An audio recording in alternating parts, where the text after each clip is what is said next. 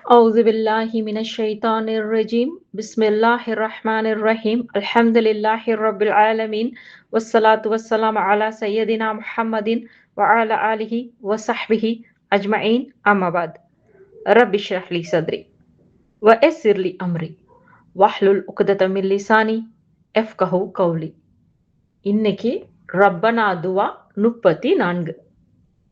ரப்பனா லா கஃபூருன் ஷக்கூர்.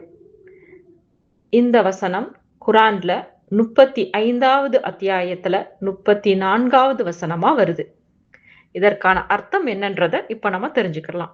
ரப்பனா எங்கள் இறைவா, லா கஃபூருன் மிக்க மன்னிப்பவன், ஷக்கூர் நன்றி செலுத்துவதை அறிபவனாக இருக்கின்றான்.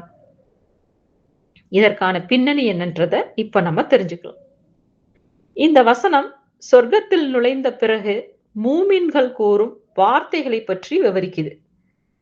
அவங்க சொர்க்கத்தை அடைஞ்சதுக்கு அப்புறம் வாழ்க்கையில அனுபவிச்ச எல்லா துன்பங்களும், பயங்களும், கவலைகளும், நோய்களும், இழப்புகளும், மன வேதனைகளும், மறுமை பற்றிய அச்சங்களும் முற்றிலும் முடிந்து விட்டதை உணர்வாங்க.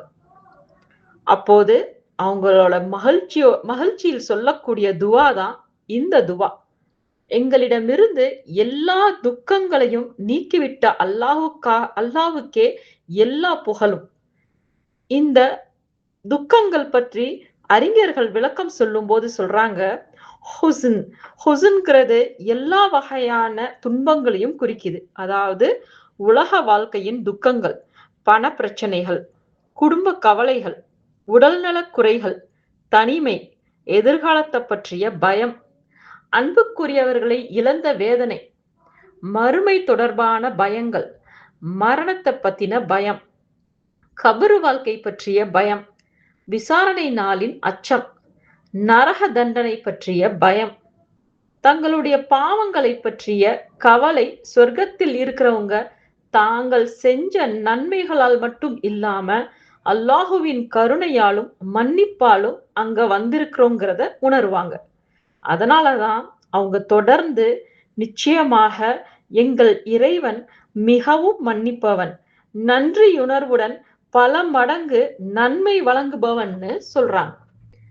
இந்த வசனத்தோட அழகான சிந்தனை என்னன்னா, சொர்க்கவாசிகள் முதல்ல அல்லாஹ் எங்களுக்கு அரண்மனைகள் கொடுத்தான், அல்லாஹ் எங்களுக்கு நதிகள் கொடுத்தான்னு சொல்லல. அதற்கு மாறாக நாங்கள் தவறுகள் செய்தோம், நாங்கள் பலவீனமானவர்கள், எங்கள் வணக்கங்களில் குறைகள் இருந்தன, இருந்த போதிலும் அல்லாஹ் எங்களை மன்னித்து ஸ்வர்க்கத்துல நுழைய வச்சான்னு சொல்லுவாங்க. அதனால அவங்க முதல்ல கஃபூர் மிக மன்னிப்பவன்னு சொல்றாங்க. அதாவது நாங்கள் செய்த குற்றங்களை நீ மன்னிக்கலைனா இன்று நாங்கள் இங்க இருக்க முடியாது.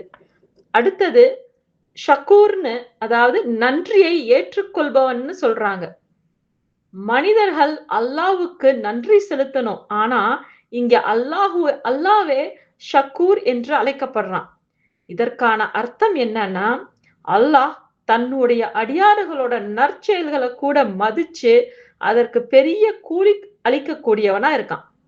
உதாரணமா ஒரு சின்ன சதகா, ஒரு கண்ணீர் துளியுடன் செய்த துவா, ஒரு நல்ல வார்த்தை, ஒரு தொழுகை, இது எல்லாத்தையும் அல்லாஹ் பெரிதா ஏற்று பல மடங்கு வெகுமதி தர்றான்.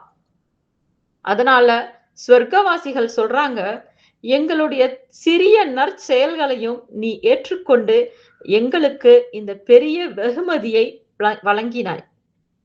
இமாம் தபரி சொல்றார்,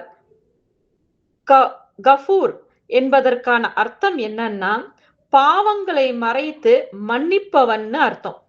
ஷக்கூர் அப்படிங்கிறதுக்கு அர்த்தம் என்னன்னா, சிறிய நற்செயலுக்கே பெரிய வெகுமதி அளிப்பவன். இதற்கு அறிஞர் இப்னு கசீர் விளக்கம் அளிக்கும் போது சொல்றாரு, ஸ்வர்க்கவாசிகள் 2 காரணங்களுக்காக அல்லாஹ்வை புகழ்றாங்க. முதலாவது அவங்களோட பாவங்களை அல்லாஹ் மன்னித்தான்றதுக்காக. இரண்டாவது அவங்களோட நற்செயல்களை ஏற்றுக்கொண்டு வளர்த்தான். அதனாலதான் கஃபூர் மன்னிப்பவன், ஷக்கூர் நன்றியை ஏற்றுக்கொள்பவன் என்ற 2 பெயர்களும் ஒன்றாக வருது. இது இப்னு கசீரோட கருத்தா இருக்கு. இந்த வசனத்துல நமக்கான பாடம் என்னன்னா, இந்த வசனம் ஒரு பெரிய நம்பிக்கை அளிக்கக்கூடியதா இருக்கு. நாம உடல் நலக்குறைவுல இருந்தாலும், மன அழுத்தத்துல இருந்தாலும், பாவங்களால வருந்தினாலும் அல்லாஹ் உங்கள மறக்கலங்கிறது தான் இதற்கான அர்த்தம். இது வெறும் மன்னிப்பை பற்றிய வசனம் இல்ல. இன்றைய துயரங்கள் நிரந்தரம் இல்ல. அல்லாஹ் சிறிய நற்செயல்கள கூட வீணாக்க மாட்டான் என்ற மறுமை நம்பிக்கையின் மிக ஆழமான அறிவிப்பு தான் இது. எதை கேட்டோமோ அதன்படி செயல்படக்கூடிய மக்களாக அல்லாஹ் என்னையும் உங்களையும் ஆக்கி அருள வேண்டும் என்று துவா செய்தவளாக இந்த உரையை முடிச்சுக்கிறேன். வாஹிர் தாவானா வல்ஹம்துலில்லாஹி ரப்பில் ஆலமீன். அஸ்ஸலாமு அலைக்கும் வரஹ்மத்துல்லாஹி வபரகாத்துஹு.